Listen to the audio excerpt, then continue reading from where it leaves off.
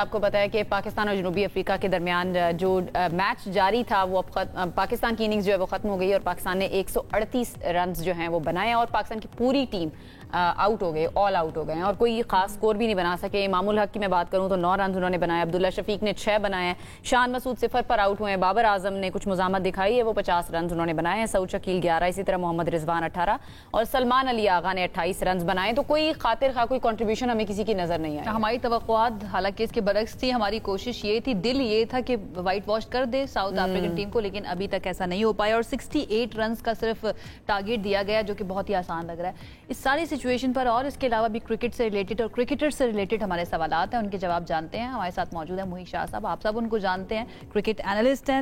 شاہ صاحب بہت شکریہ جوائن کرنے کا۔ علیکم جی، ایکسپیکٹ یہی کر رہے تھے آپ جو ہوا ہے؟ میں تو خیر کوئی فائٹ بیک ایکسپیکٹ کر رہا تھا، میں سمجھا تھا شاید آج پاکستان کم از کم نہیں ہے تو 120-30 رنز کی لیڈ لے لے، اور اتنا ہو سکتا تھا، میں نہیں سمجھتا کہ نہیں ہو سکتا تھا۔ بابر کی وکٹ بڑی کروشل تھی، آتے سہت ہی وہ آؤٹ ہو گئے، جس طرح اگین وہی جو بال وکٹ کی طرف آتا ہے، آف سپنر کا بال ہوتا ہے یا لیفٹ آرم سپنر کا بال ہوتا ہے، وہ کھیلنے میں ان کو پرابلم ہو رہی ہے، اور اگین اسی طرح وہ LBW ہوئے۔ اچھا نہیں لگا کہ بابر کل اچھا کھیل رہے تھے اور امید تھی کہ شاید بڑا سکور کریں، نہیں کر سکے۔ یہ کوئی مطلب ہے کہ ریزن آپ کو کیا لگے پہلے اور دوسرے ٹیسٹ کے اندر؟ کیا یہ صرف پچ کا ڈفرنس آپ کو لگا یا پھر اسٹریٹجی مختلف تھی؟ نہیں، میرا خیال ہے دیکھیں یہ بڑی انٹرسٹنگ آپ نے بات کی، ہم نے وہ وہاں پہ کھلایا بالکل سکوئر ٹرنر پہ، وہ بہت زیادہ ٹرن کر رہا تھا۔ یہاں جب کیشف مراج آئے نا اس ٹیسٹ میں تو ہم نے اپنی طرف سے اسٹریٹجی پلاننگ ہم نے چینج کی، ہم نے سمجھا کہ تھوڑی سی کم سپن ہوگی تو شاید ہمارے بیٹسمین کھیل لیں گے، یہ غلط اسٹریٹجی تھی۔ یاد رکھیے گا وہی والا ٹرنر اگر یہاں بھی بنایا جاتا تو ساؤتھ افریقہ مشکل میں زیادہ ہوتا، آپ زیادہ کمفرٹیبلی کھیلتے۔ یہ جو پہلی اننگ میں تو لیکن ٹھیک ہی کھیلا ہے، 333 نہیں میرا خیال ہے جی وہ بھی کم تھا۔ پہلی اننگ جب آپ کو ایک اپرچونٹی مل گئی پہلے بیٹنگ کرنے کی، پہلے ہی بیٹنگ کرنے کا سب سے ایزی جو ٹائم ہوتا ہے خاص کر پنڈی اسٹیڈیم میں جب آپ گراس نہیں ہوتی تو وہ پہلے بیٹنگ کر، وہاں آپ کو 450 کرنا تھا اور کرنا چاہیے تھا۔ وہیں سے ہم شارٹ آف رنز جی اگر وہ 4.5 پھر آپ نے کیا کیا، ان کو الاؤ کیا، آخری 2 وکٹس پہ انہوں نے اتنا سکور کیا 170 یارڈ کہ آپ مطلب میں ہر ایک جو دیکھ رہا تھا وہ سٹن ہو گیا، وہ بالکل شاک میں چلا گیا کہ اگر ہم ربادہ کو نہیں آؤٹ کر سکتے، اگر ہم ان کے ٹیل اینڈرز کو نہیں آؤٹ کر سکتے، کیشف مراج کو ہم آؤٹ نہیں کر سکتے، they are just tail enders, وہ تو سیدھی مارتے ہیں، ایک لگ گئی ایک نہ لگی، ایک لگ گئی ایک نہ لگی۔ لیکن میں بیٹنگ کی دوبارہ سے بات کرنا چاہوں گی، جو بیٹنگ لائن اب بابر نے چلو 50 رنز پھر بھی بنا دیے، لیکن یہ ہے کہ کرٹیکس ان کو الگ سے کہہ رہے ہوتے ہیں یہ سیلفش اپروچ ہے کہ اپنے 50 بنائے، اپنی وہ ریکارڈز میں ڈالا اور دیٹ از اٹ۔ آج کل 50 کچھ نہیں ہے جی، میں سچی بات آپ کو بتاؤں، وہ ریکارڈز میں آ جاتا نا، اتنی 50s ہیں، اتنے 100s ہیں، کوئی فائدہ نہیں، اس کا فائدہ نہیں۔ دیکھیں آپ کی وہاں ٹیم میں ہونے کا فائدہ جب تک آپ کی ٹیم کو نہیں ہے کچھ بھی نہیں ہے۔ اگر آپ یہاں پہ 150 رنز بناتے یا آپ 100 کرتے، آپ جو ٹیل ہے یا آپ جو لوور آرڈر بیٹسمین ہیں ان کے ساتھ چلتے کھیلتے آگے تک جاتے، پھر پتہ لگتا ہے کہ آپ نے ٹیم کے لیے ذمہ داری کا بھی احساس ہوتا نا کہ آپ سینئر پلیئر ہیں اور آپ بہتر پرفارم کریں۔ کوئی میٹر نہیں کرتا جتنا بڑا پلیئر ہو، جب تک وہ ٹیم کے لیے کام نہیں آئے گا کچھ نہیں ہوگا۔ تو لیکن ٹیم کے لیے تو محی شاہ صاحب کوئی بھی کام نہیں آیا۔ بابر کی تو میں اس لیے بھی بات کر رہی ہوں، 50 انہوں نے بنا دیے ہیں، پھر بھی کنٹریبیوٹ کر دیا ہے۔ بابر کا کیا قصور ہے؟ انہوں نے ہاں میں وہی کہہ رہی ہوں، انہوں نے تو کنٹریبیوٹ کر دیا ہے، لیکن باقیوں کی بھی تو کچھ ذمہ داری تھی نا، ایون رضوان بھی کچھ نہیں۔ اب دیکھیں نا ہمارے جو اوپنر ہیں کیا کر رہے ہیں، کوئی کنٹریبیوشن نہیں۔ پھر یہ امام الحق کی بات کر رہا ہوں، عبداللہ شفیق کی بات کر رہا ہوں، آپ مطلب ہے کہ مجھے نہیں سمجھ آتی کہ یہ ہم کنسسٹنٹلی ان کو چانس بھی دیتے ہیں، تھوڑا چلے بھی جاتے ہیں، پھر واپس ہم بلا لیتے ہیں، لیکن کنٹریبیوشن سالڈ کوئی بھی نہیں ہے۔ امام نے پہلے ٹیسٹ میں تو دی تھی کنٹریبیوشن، انہوں نے 93 سمتنگ بنائے تھے، 93 کیا نا۔ اب 4 اننگ میں اگر آپ ایک 90 بنا لیتے ہو تو کنسسٹنٹ نہیں ہے نا جی۔ پھر اس میں آپ کی ٹیم اس طرح تو نہیں ہے نا کہ ایک دفعہ آپ بنا لو گے اس سیریز میں بس وہی سکور ہے، شان مسعود ایک 80 کر لے گا تو وہی سکور ہے، اس کے بعد سکور نہیں ہے۔ یہ کنسسٹنٹلی آپ کو کھیلنا پڑتا ہے۔ 50 آپ پہ ڈیو ہوتی ہے if you are among the top 6 players, top 6 batters of the team، مطلب آپ 6 میں ہیں तो आप पे ड्यू है कि हर इनिंग में आपने 50 करनी है, हर इनिंग में आपने 50 करनी है। ये आपका एक मतलब एक बेंचमार्क होता है बैट्समैन के लिए। वो नहीं हो रहा है जी, मतलब पाकिस्तान नहीं हो रहा, तो फिर सिलेक्शन किस बेस पर हो रही है? अब 42 रन पे आपने 6 विकेटें गंवाई हैं। आज जो 6 विकेटें गिरी हैं, Exactly 42 वो आप 96 पे आपकी 5 विकेट गिरी। हाँ जी, और उसके बाद लाइन लग गई, आप देखें 138 पे ढेर हो गए सारी टीम। अब ये तो फिर जिम्मेदार किसको ठहराएं शाह साहब? कौन जिम्मेदार है फिर इस परफॉर्मेंस का? मैं तो समझता हूँ जी, हमारी जो सिस्टम है ना, वो सिस्टम जब मैं कहता हूँ तो उसमें ये होता है कि आपके जो फर्स्ट क्लास लेवल पे आप कोचेस आपने लगाए हुए हैं ना, वो इस काबिल नहीं है कि टेक्निक बेहतर कर सकें। अंडर 19 लेवल पे जो आपने कोचेस लगाए हुए हैं ना, वो इस काबिल नहीं है कि प्लेयर की जो यंगस्टर है, नया आता है इस प्रोफेशन में, प्रोफेशन ही है ना, क्रिकेट खेलना भी एक प्रोफेशन है, उसमें नया जब आता है तो उसकी टेक्निक को जरा बेहतर कर सकें, उसको थोड़ा अच्छा करके उसको फर्स्ट क्लास क्रिकेट के लिए प्रमोट करें। अच्छा, सेलेक्टर्स के ऊपर भी काफी ज्यादा बात हो रही होती है। लाइक कल भी हम डिस्कस कर रहे थे, हमारे साथ हसन रजा साहब मौजूद है जिन्होंने यंगेस्ट प्लेयर थे, जिन्होंने डेब्यू किया, एंड देन हमारे पास आसिफ आफरीदी हैं जिन्होंने अब आकर डेब्यू किया है।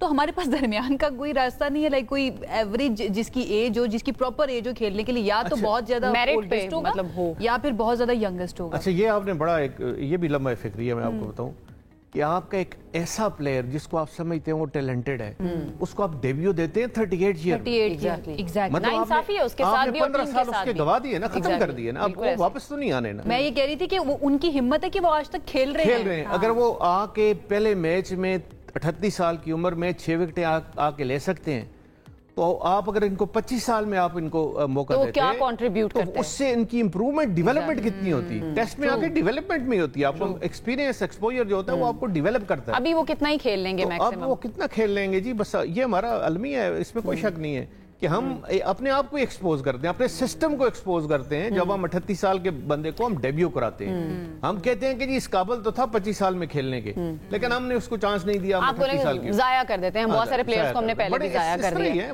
बड़ी कहानी है। मिसबाह उल हक ने लेट डेब्यू किया, इरफान ने जो लंबे थे 7 फुट के, उन्होंने बहुत लेट डेब्यू किया। सईद अजमल ने इवन जो जल्दी भी शाह साहब, शोएब अख्तर ने, मैं कहता हूँ लेट डेब्यू किया, क्योंकि मैं तो जानता हूँ ना उनको, वो 94 में 93 94 में उनको डेब्यू करना चाहिए था, 98 में जाके डेब्यू किया। लेकिन कुछ प्लेयर्स जो हैं वो जल्दी डेब्यू भी कर लेते हैं, लेकिन आगे जाके उनका करियर कहीं ना कहीं खत्म हो जाता है, या वहां जाकर हम प्लेयर्स को जाया कर देते हैं। देखिए, एक होता है ना, आप अगर 17 साल के, जिस तरह हसन रजा की आपने बात की, 14 साल की उम्र, हाँ, अगर इतनी जल्दी आप उनको डेब्यू करा देंगे तो वो भी अच्छा नहीं होता ना। अच्छा, वो मतलब आपको 20 21 22 साल में ये देखना चाहिए प्लेयर कितना अच्छा है। ये एज होती है 22 23 साल 24 साल डेब्यू कराने की। अगर वो बहुत अच्छा है, सीख चुका है, फर्स्ट क्लास क्रिकेट में परफॉर्मेंस है उसकी, और समझ आपको आ रही है, देखने वाले की जो नजर है वो देख रही है कि इसने स्टार बनना है। प्रॉब्लम ये है जिसने सेलेक्ट किया होता है, जिसने पॉलिसी बनाई होती है ना, वो फिर रहता ही नहीं है कुछ टाइम के बाद ना, तब्दीलियां इतनी ज्यादा बड़े हमारे प्रॉब्लम तो है ऐसे। अच्छा, एशिया कप के बारे में वही कंट्रोवर्सी अभी तक वो चल भी रही है कि ट्रॉफी लेनी है, वो कह रहे हैं कि हमने ट्रॉफी लेनी है, वो कह रहे हैं कि दफ्तर में आके लेने, फिर वो कह रहे हैं नहीं हम दफ्तर तो नहीं आएंगे, हम तो रिसीव नहीं करेंगे।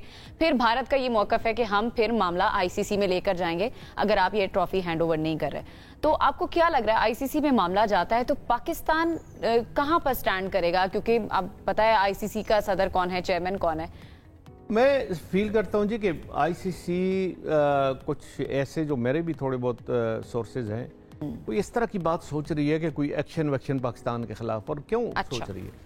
वो सोच इसलिए रही है कि ये ज़ाहिर आईसीसी कौन इस वक्त हैंडल करता है, कौन उसकी सारी डिसीजन मेकिंग करता है, तो वो वही करते हैं, वही लॉबी है जो इस तरह की नहीं, लेकिन उसको जस्टिफाई किस तरह से करेंगे? अब वो उसमें 2-3 चीजें हैं कि जी इन्होंने ये किया, वो किया, एशिया कप के दौरान इस तरह हुआ, मूवी बनाई गई है गलत तरीके से, एक मीटिंग की जो सीक्रेट मीटिंग थी, और इस तरह की एक बातें। रूल बुक में कोई लॉ है इस सिलसिले में? मेरे ख्याल है वो कोई गुंजाइश निकाली जाएगी कि कोई गुंजाइश निकाल के पाकिस्तान के खिलाफ कार्रवाई की? लेकिन इस मामले में तो पाकिस्तान का क्या जस्टिफाई करेंगे कसूर? जो ट्रॉफी वाला मामला है, ये तो कंट्रोवर्सी उनकी खुद की क्रिएट की। ट्रॉफी वाले मामले में बिल्कुल हक बजाना मैं चेयरमैन साहब मोहसिन नकवी کہ جی ٹرافی کا دیکھیں ایک کوڈ ہے, آپ نے ایک سسٹم بنایا ہوا ہے, بالکل اس سسٹم کے تحت ٹرافی آ کے ریسیو کریں نا, سٹیج پہ آئیں اور چیئرمین اے سی سی سے آپ ٹرافی ریسیو کریں.